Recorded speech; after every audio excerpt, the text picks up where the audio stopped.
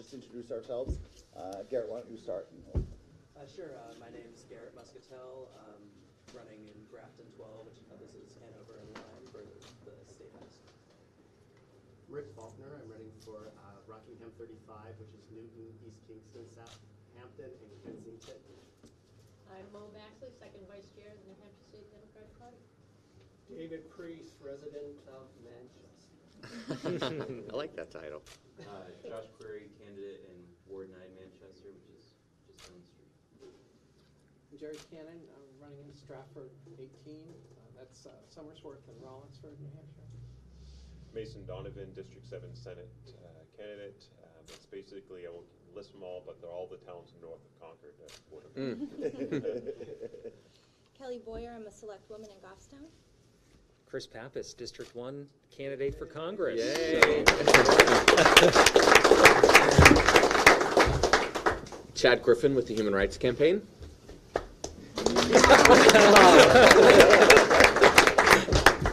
Well, that was only because now I kept the applause, and now everyone has to applaud. Yes, right, exactly. I knew that was a setup. Ray Buckley, Chair of the New Hampshire Democratic Party. Thank you all for coming. This is a historic election where we're less than 2 weeks away from electing the first member of our federal delegation, major office, the LGBTQ community. Also the historic election of at least 2 transgender members of the legislature. Fantastic, and with Mason going to the state senate, and we have 16 other House candidates as well, so we all win. It will be the historic largest LGBTQ legislative delegation in the world. So we're very, very... In the world, did you hear that?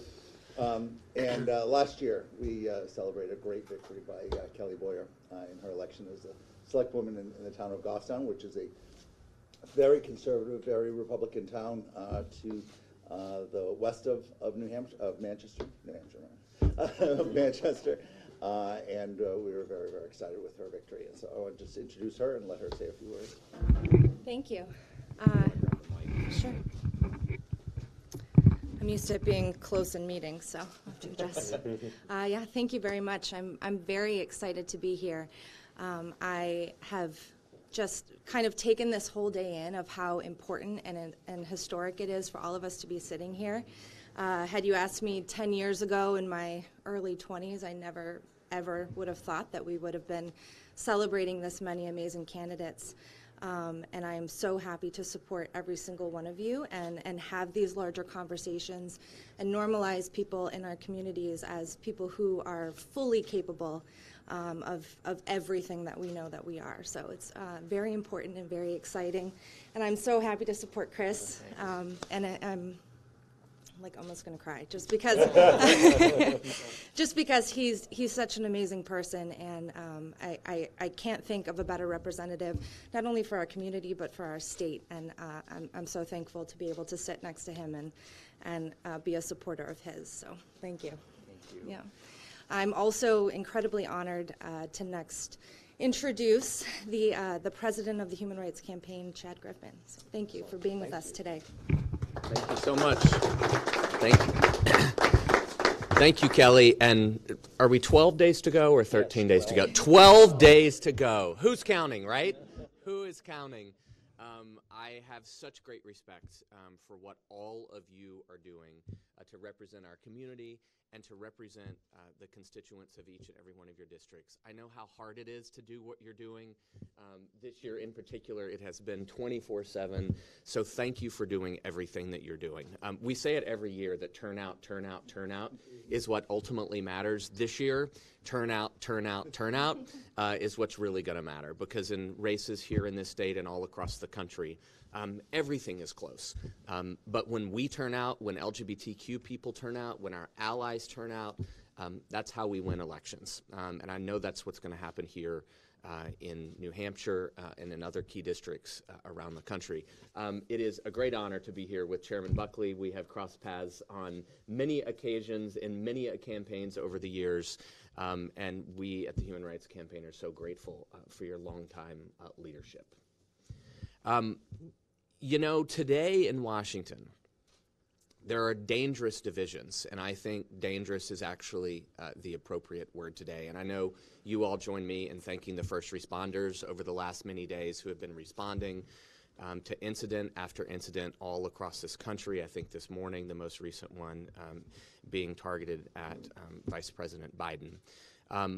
But truly dangerous divisions. You know, we have folks in Washington who are working to divide, crawl into their far extreme corners, and get nothing done.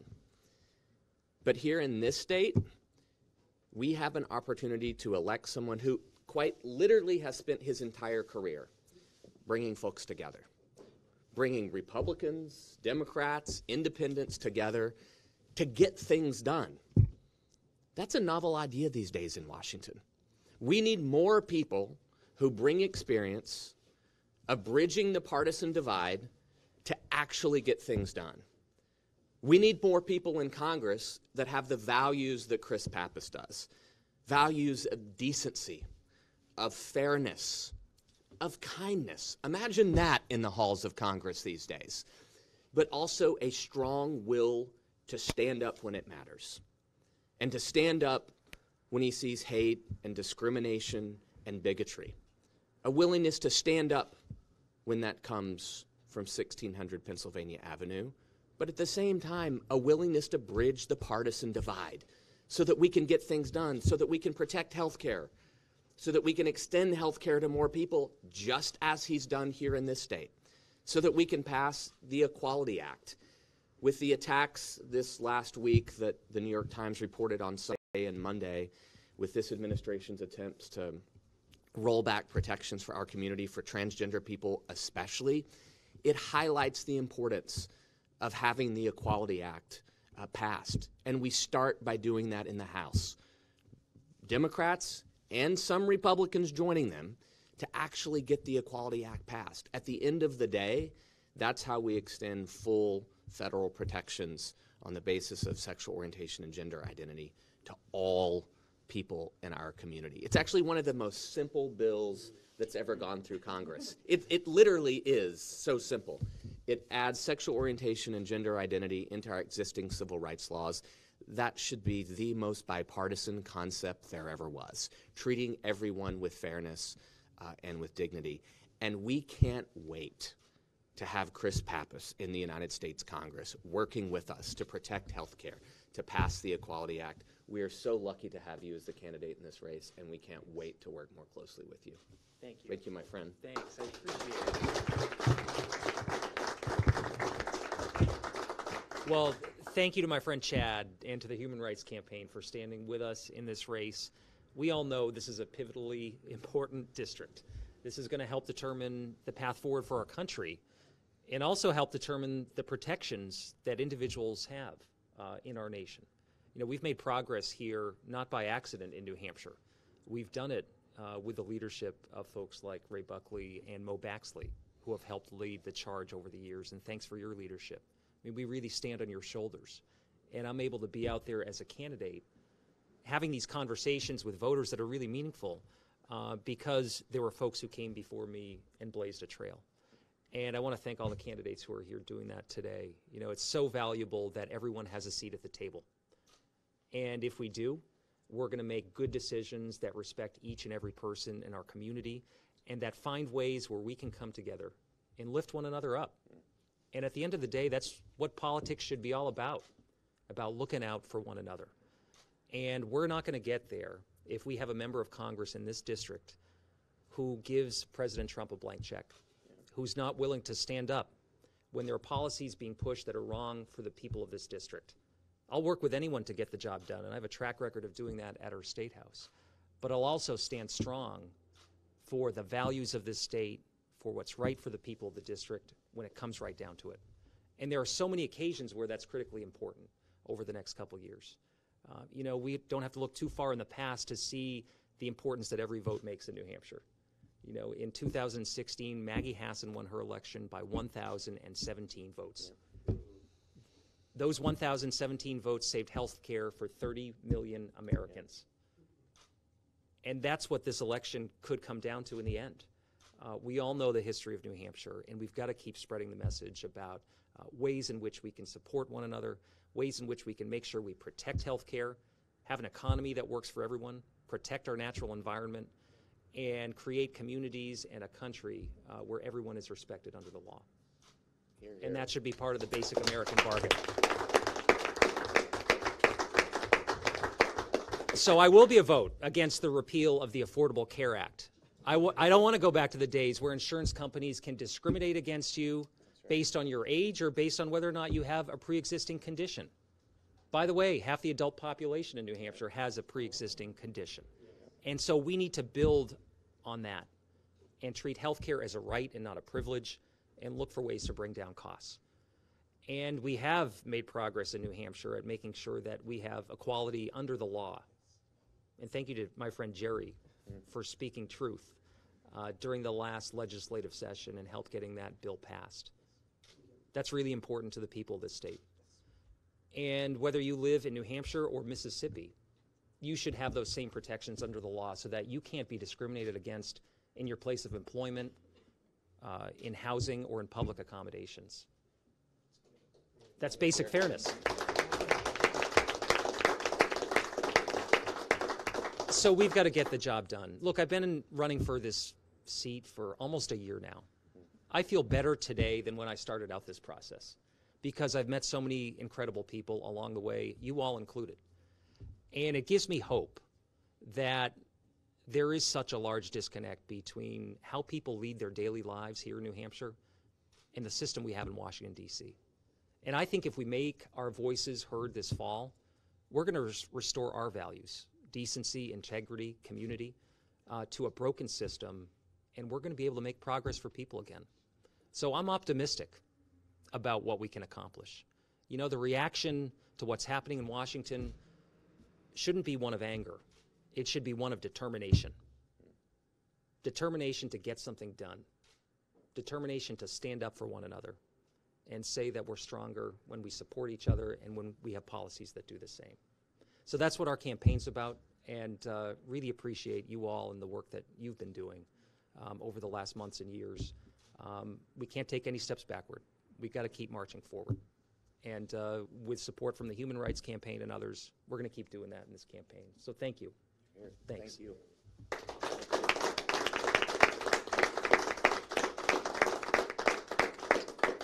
So Josh is running for state representative in Ward 9 against one of the more hateful Republicans in the legislature, including, you know, just a few hours ago, she tweeted out a picture of Chris wearing the Rainbow Resist t-shirt, but made black and white, in a sense to erase the rainbow. And I thought her actions went right in with the whole theme of "you are not going to erase us." And Josh, you're very involved with a lot of the young LGBTQ members of the community, and maybe you want to share what it's like working with them and what you think it'll mean to them to have a member of Congress that's part of their community. Yeah, definitely. You know, a lot of people my age in the LGBTQ community really haven't had much representation when it comes national level, other than celebrities and, you know, the few and odds and ends, you know, musicians. So having that kind of representation opens up a new field for people to go into. You know, I don't remember the quote exactly from Harvey Milk, but, you know, he said that he didn't run for the office so he could get the office. He ran so future LGBTQ people could hold office. And I feel the same way for a national level LGBTQ candidate. So. Jerry, you made history last year with your election to the school board with a landslide victory. A landslide. Was it one or two votes? It was 6 votes. 6 votes. Okay. Right. We had a couple other people who won by 1 or 2 votes. I actually got more than somebody. So now that you're running for state legislature, is there a difference talking about state issues versus the municipal elections? This time is It is different because I'm speaking to a broader community. It's not just Somersworth, it's also Rollinsford. And the big thing there is that Somersworth is a small city, and Rollinsford is a small town. So the needs of both communities are different. On the other hand, many of them are the same. And so part of this time has been focusing in on things I've learned over just the past few years. I've only been a resident in that area for 5 years. And being on the school board was an eye-opener. We need to fund our education system badly. The small towns and cities can't afford to fund their schools to the level that need to be, and so we need to work on that better across the board, elementary school as well as into colleges, and we need to move that nationwide as well. The other key things, healthcare is really important to our community. We have so many low-income people who are struggling, and healthcare costs are eating away at what little they have. And the other thing is support for diversity in our communities. I'm really proud to be in a community where diversity is the #1 word. We are so diverse, and then we also have the challenge of one of the largest Indonesian populations north of New York City who are struggling to stay here in the U.S. and keep their families together. So I've had to change my focus on a number of issues. I am a strong transgender candidate, but I'm not running on being a transgender person. I'm running on being a resident that needs to see things done in our community as well as in our state. And that's why I'm running. Yes, I made history last year. That was not on my radar screen. That was a byproduct that I really appreciate. And all of the transgender families with young kids that have come up to me and said, you are a role model for my child. They actually see a future. And I'm proud of. I'm running this time, I may make history again, but that's not my intent. My intent right from the start, even before the school board, was to run for the representative seat so that I could represent my community. I'm a little older than some, but but not as old as some of the others that are in Concord. So that's my plan. Excellent. Well put.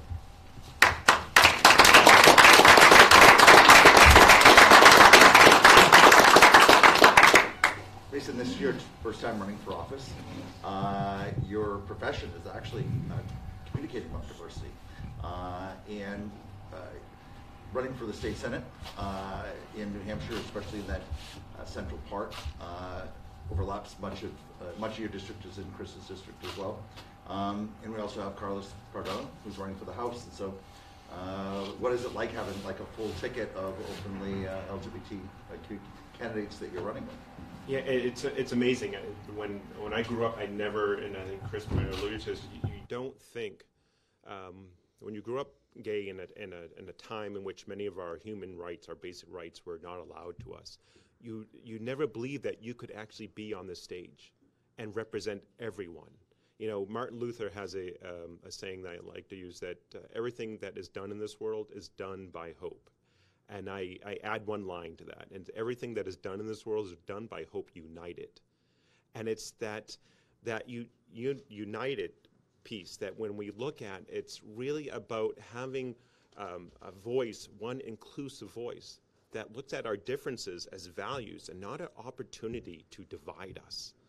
And I'm so proud of Chris and everything he's done and said, and really bringing everyone to the table. You know, sexual orientation does not define us, but is part of the definition. And being our differences are part of our definition as a community. There's so many differences out there, and we need to move to that point in which we value those differences. And we do not look at it as an opportunity to divide. So I'm proud to be a big supporter of Chris, and I can't wait to see you down in D.C. to support all of us. Thank you.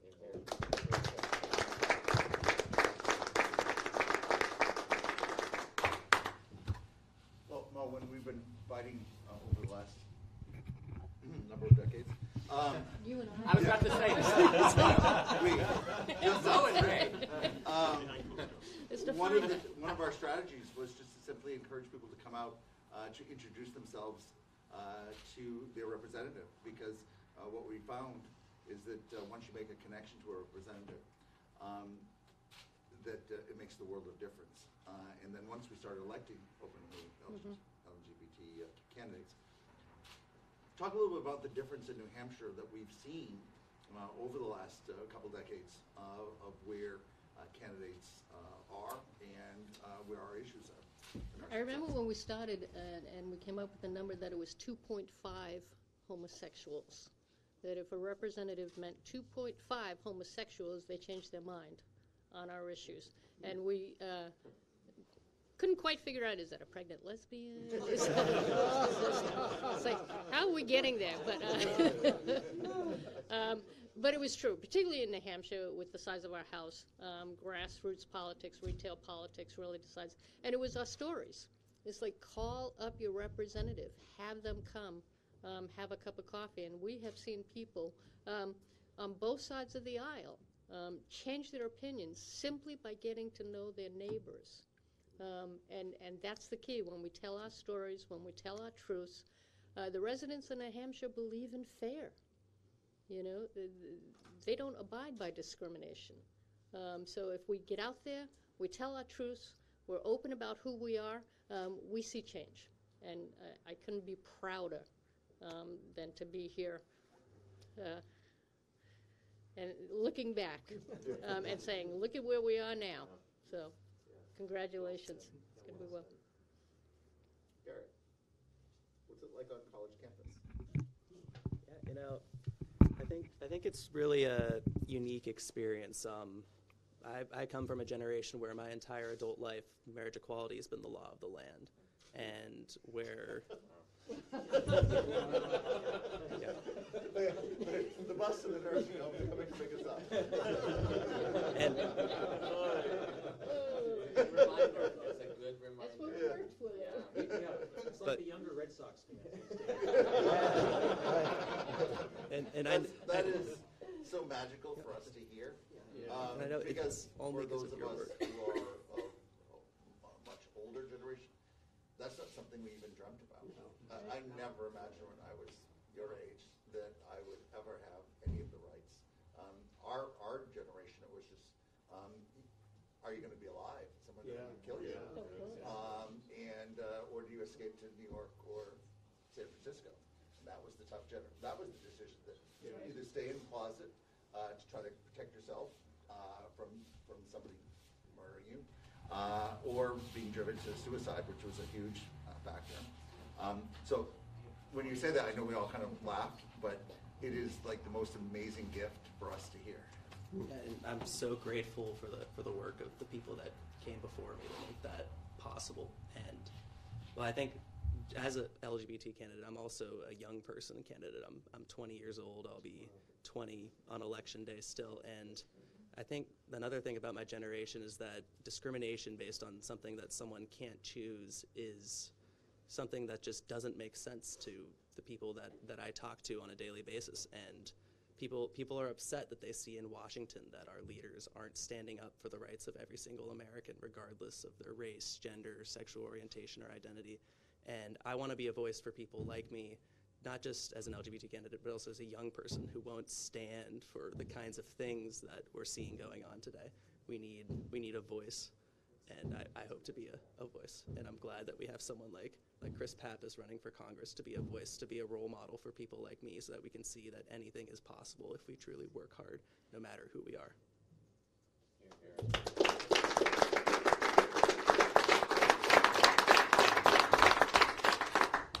And Rick, you're running in a pretty Republican part of the state. Pretty the red little corner down there in the south, and I'm like Jerry was saying, really just trying to run on the local issues. I'm an out gay man, and I'm not originally from New Hampshire. I've only been here about 3 years, only 10 years in New England. Coming from Oregon is where I was born, and back in the day, so Garrett, we had to fight things like Measure 9 back in Oregon. So which try to have the state not promote homosexuality, as they would say, and actually been married twice to the same man, because married in Multnomah County in Oregon, and that lasted about a little over a year, and then our marriage was annulled, and then was able to marry in Massachusetts in 2007. So part of why I want to run and make sure that, as Chris said, that everyone has a place at the table, a voice, and that we don't go backwards on our rights.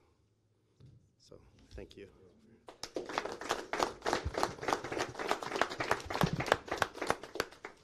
David, you've been on the forefront of changes. Oh, yes. Well, I grew up in a very small town in Utah, very conservative. Both parents were Republicans. I think chairmen of the county Republican Party. And I knew that something was different, something was wrong with that. And a light went off for me when I was a state delegate to the state Republican Party in 72. And I was standing up on a platform speaking about birth control and women's rights and the need for better protections for the environment. And boos were coming from the audience. And I thought, maybe I shouldn't be here. And I made the switch to the Democratic Party in that campaign. And then in 1975, I realized that I was gay. And being gay in Utah was not acceptable. There were entrapments all around. You could be fired, publicly disgraced, and I thought, well, you know, living in Utah, maybe I shouldn't be living here anymore. So I said goodbye to my family, and I moved first to Wisconsin and then to Washington, D.C., and New York, and San Francisco, and L.A. And I was just tired of, all of those communities, those cities, were great experiences, and I learned a lot. And I finally came out in 82 to my family. In 85, I went into my first relationship, which I thought was going to last forever. Unfortunately, he died of AIDS in 1990. And then from there, San Francisco, in the height of the AIDS crisis. And it was pretty ugly there at that time. And then to Los Angeles.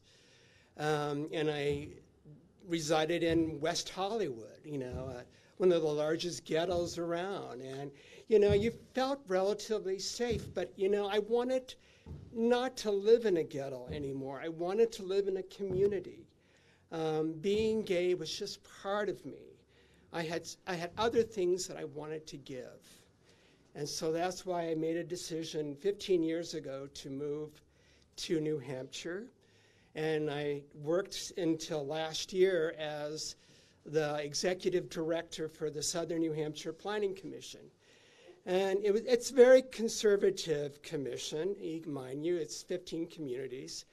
And you really had to keep your personal self under the table, even though I didn't make any qualms about it. If they wanted to know, I was there. And but I think it's very important. I want to thank Mo, and I want to thank Ray, and I want to thank Chris, because they have been our leaders. I was just completely, amazed that they were getting, equality marriage approved at the state level. And I never dreamed that that would ever happen. And Chris has always been there, always been for us, working. And I want to thank you, Chris. I